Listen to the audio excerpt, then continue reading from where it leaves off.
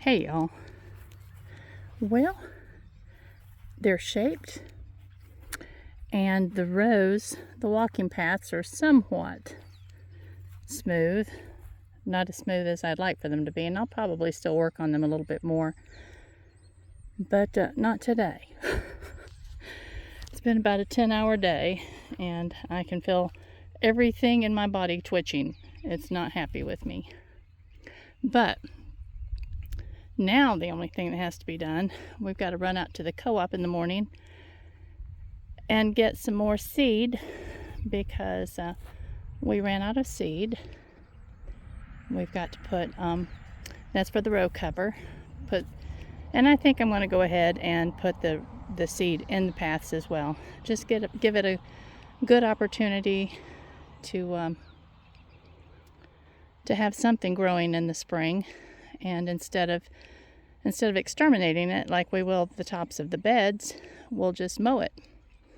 And then I'll probably go get some grass seed, some good hardy grass seed, and just put in with the winter wheat. And that will be something to kind of protect it from, hopefully, from our lovely crows. Our crows are boogers. But yeah, I'm pleased with it. Very pleased with it. You can see this one's with the sun hitting it like it is. You can see it's still lumpy. So it's supposed to rain tomorrow, and so I won't probably be back in here, other than I am going to go ahead and put the seed on and the compost. But as far as raking this down, once it gets wet, I won't be able to do that for a few days until it dries out again. But it's mostly 100%. It's 95% finished. And I cannot wait until I can put a video on that says it's laid by. Any of y'all heard that phrase? I remember he was mother and daddy. That's a phrase they always used. Who uses that phrase? And this is where the beds start that have the walkway. So see, after this year, I'll get back to the laid by. But after this year, these beds will not be, or the field will not be plowed up again.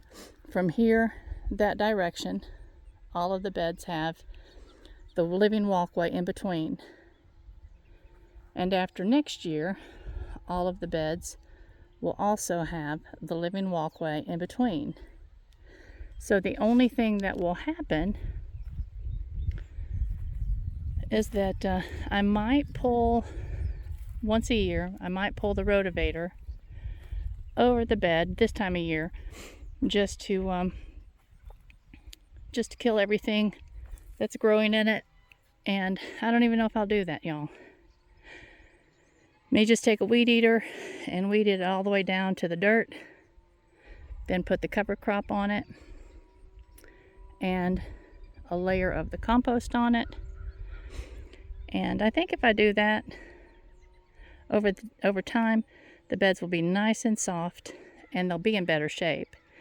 Because when you start digging down in the soil and disturbing everything down in there, you're actually damaging it. So I still have so much to learn. And I'm still reading my book on soil health. So yeah, I fall asleep when I'm reading something that's kind of technical like that. So it takes me a long time. And because I get so sleepy before I fall asleep, I go through 3 or 4 pages and I have no idea what they said. So I have to reread them. Yeah, it takes a long time to read the book and to especially get the information. I kind of have to take notes too when I'm reading, or highlight information that just kind of jumps out to me as being especially important. And that helps. But you can see that these living pathways, yeah, I love these. I love these. And then this spring, they'll just jump back to life. We'll mow them and they'll be ready to go again. And I did move some of them down a little further. So this one kind of has half of a living pathway, but it will very quickly. The grass will spread. But over here, I think I counted 18 rows. And the rows start out up here at about 80, 90 feet, something like that. And then they narrow as they get down toward the bottom. And I think they end up at about 60 feet. But we're not going to dig any more rows over on this side, because up here, the greenhouses are going to go up here at the upper end of this field. And eventually, the peonies will be growing in this area. And then down at the lower end, on the other side of that big pile of compost, that's where we're going to be building our pumpkin archways. And those will be permanent. Those will have like a little raised bed on either side. And we'll be growing, you know, whatever needs to climb. That's going to be an ornamental. Now, as far as, we'll probably be building some of those in our upper garden, where we grow vegetables, and make those permanent as well. But those will be for things like cucumbers and beans and whatever. But by using the field fence, you know, we can actually just very harshly jerk off the dried vines of everything, so they'll be easy to clean, and there won't be any waste, any plastic waste like there is with a plastic trellis. So I'm looking forward to doing that. Hopefully we'll get a lot of them built this winter. But all right, Huey called me just before I started this video, and he said, "I made hamburgers. Do you want me to toast your bun?" Bless his heart. He's such a good guy. But he has worked all day.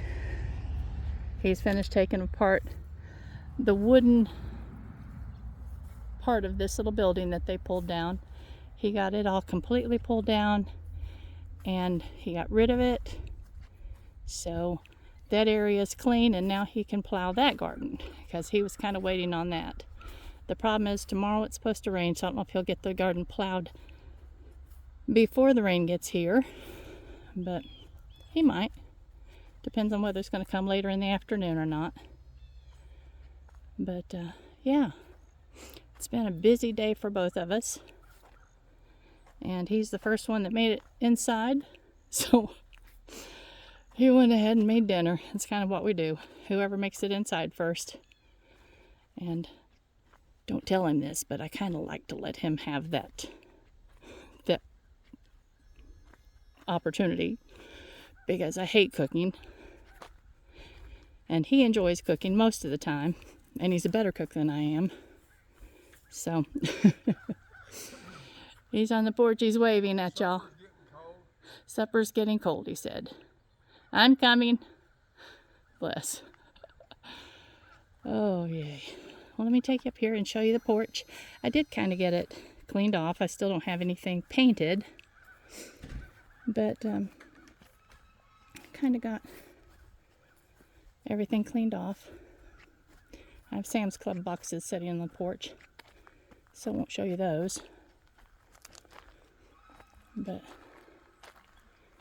anyway,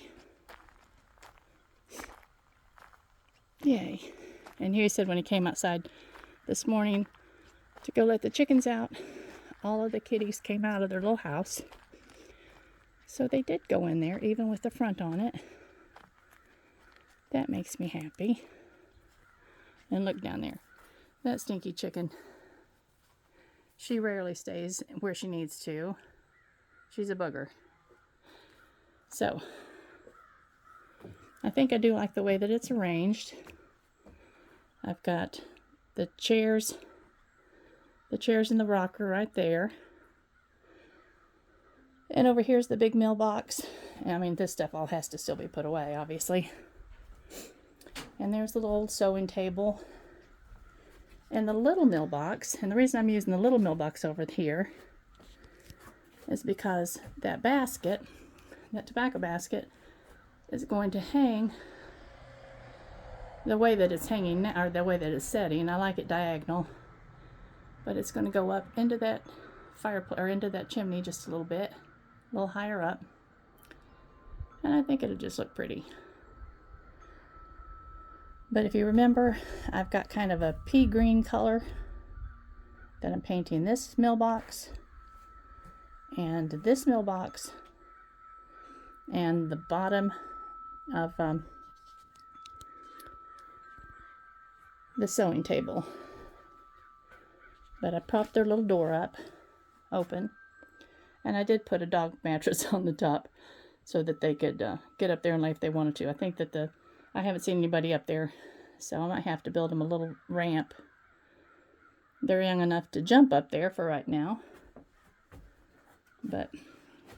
And then this over here, it's a little crowded. Yes, there's my Sam's Club order. But this porch didn't have a lot of ways to move things around because of the openings, 2 openings. This one will probably still get a ramp.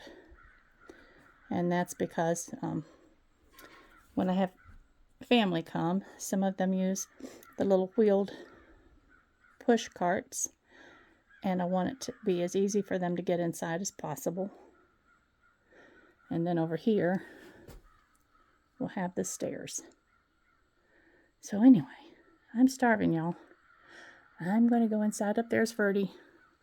Let me increase the camera. He likes wandering around up there in that field. I won't talk while I make the lens bigger because it makes it muffled.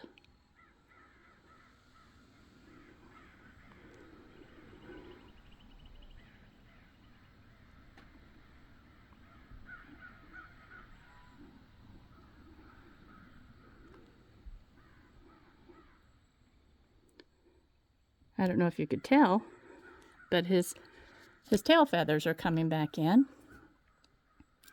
So they will be all beautiful and long and glorious by springtime. All right, y'all. I love you much. I hope your day has been wonderful. Mine has, just a little tiring. I am ready for a shower, for a hamburger, and put my feet up. And Chelsea bought a DVD player for her daddy yesterday. She just wanted him to be able to watch his westerns without commercials.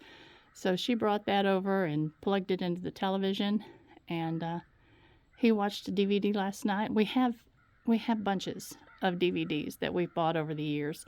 And my kids, because I love the MASH series so well, I have all the MASH. I think I'm missing one season. And other than that, I have all of the MASH series. And my goal is to soon buy for myself the Anne of Green Gables. I've even got it in my Amazon cart. So when I have the money, I'm going to buy Anne of Green Gables, the one with Megan Follows. Excuse me. It's about, goodness gracious, the whole thing is 8-9 hours long. It's a really, really, really long, several movies. But I absolutely, it's my favorite movie, very long movie, several movies put together, of all time. And if you've never seen it, give yourself that treat. We loved it. We loved it so much that when the kids were growing up during homeschooling years, if we'd had a hard week and they just didn't want to do anything, they knew how to get me. They'd say, "Mom, I think we need an Ann day." So we would take a day off and we would watch Anne of Green Gables all day long. It took all day long, but it was always enjoyable. We always just loved sitting there and watching and laughing together and, eating lunch together and popping popcorn and all those sorts of things. So if you've never watched the one, it needs to be the one with Megan Follows. But if you've never watched it, you got to watch it. That will make your heart happy, take you back to a simpler time, And it's just a beautiful, beautiful series of movies. All right, y'all. Love you much, and I'll talk to you soon. Bye-bye.